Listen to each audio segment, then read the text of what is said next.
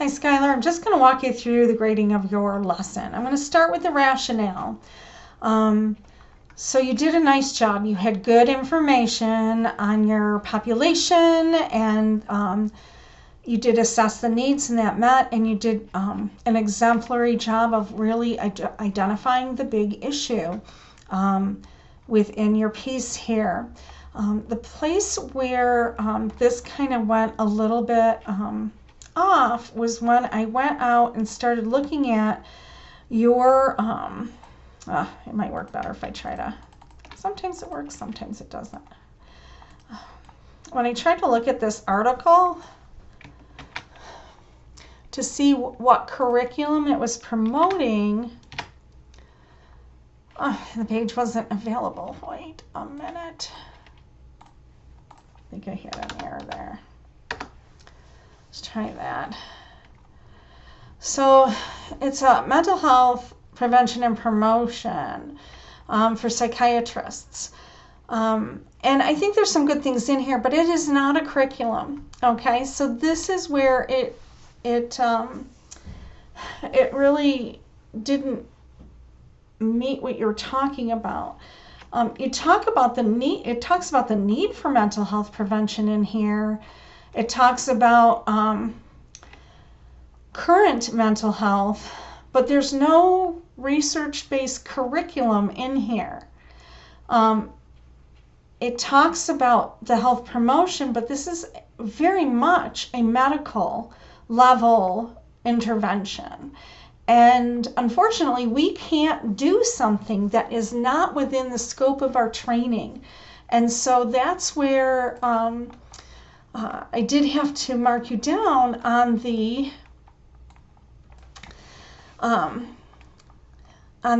curriculum, because I didn't see a curriculum identified there. I didn't see, you have some of these social determinants, but you don't have that characteristics of an effective curriculum in there. Your theory model was good, and you had some of the exemplary one of planning, professionalism was good, but I gave you this as meeting, but I didn't see adaptations for any like ELL students within here. It was all so I just do oh, there you go. Hold on. I may regrade this.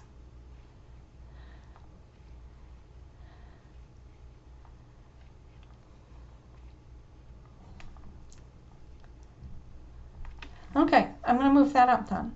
So the student one I can move up. All right. And so I'm going to ask you some questions. If you know something that maybe I don't know, or where it is, because one of the things that was struggled a little bit was putting things together and where they matched with your lesson plan. So I'll talk about that in a minute. But you did a nice job in your reflection. You did a nice job evaluating your instructional practices, and you really reflected and interpreted those assessment results and really talked about how you could change for future practice. I couldn't give you a score on the rubric, but I did give you points overall because you didn't have the rubric. All right. Now let's look at the lesson plan. Oops, wrong thing, sorry. And I had already looked at all of your different pieces. So again, nice job at the front here. This top section looks beautiful. Do I think you hit the standards? Yes, as you went through. Do I think that there's some things missing?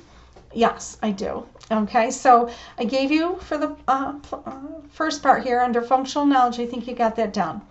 The areas that the struggle started was right about in this area where it was the planning portion of it. So you have no measurement here in your learning targets. So the measure's missing. You talk about in your other piece that 70% mastered the assignment, but which assignment and which one were you grading? And I'll talk more to that in just a minute. So the measures are missing. The goals are written as are not written as goals, but objectives. And the other thing I noticed was that the goal in your presentation is not aligned with the goals cited in your lesson plan. And this is where things started to get confusing and consistency was problematic. And if I'm someone from the outside, never having looked at this, and I'm having problems making connections, then that might be why you only saw the 70% of students who were able to master the material.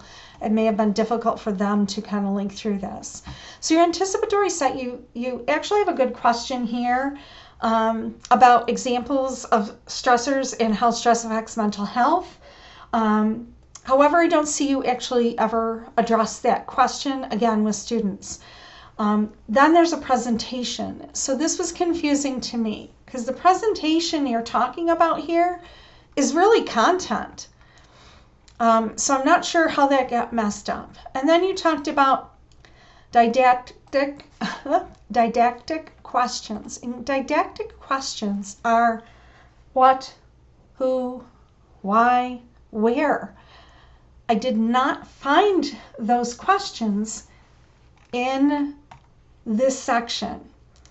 I found them in another area, but I don't see didactic questions here. I see lecture.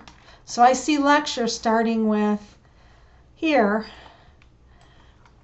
all the way through what is the content. And the content is, again, you're saying it's a graphic organizer for the students. That's great. But then I went back and looked at everything. I'm like, which one? Which one are they using?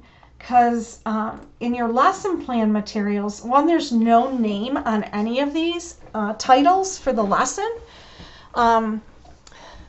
So writing down a list of stressors in your life, okay? Once you've written down the stressors, take that information and categorize those stressors into short-term and long-term stressors. So let's go back to your lesson. Oops, wrong thing again, sorry.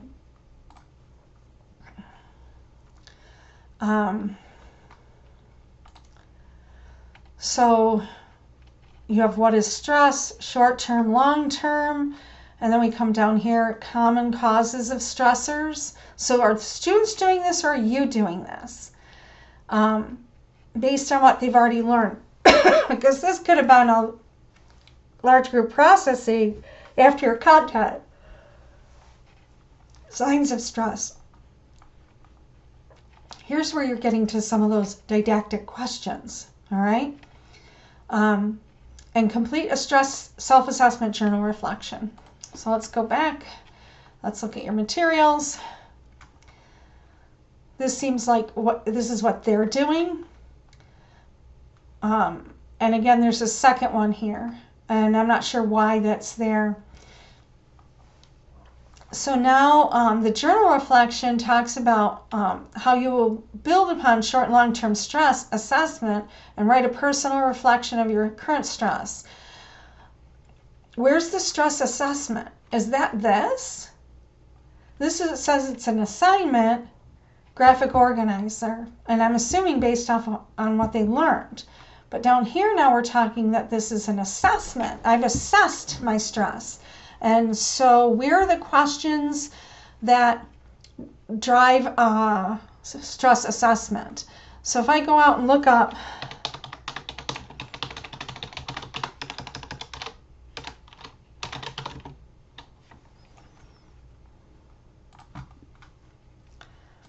here's a perceived stress scale. But I don't see anything like that in there, okay?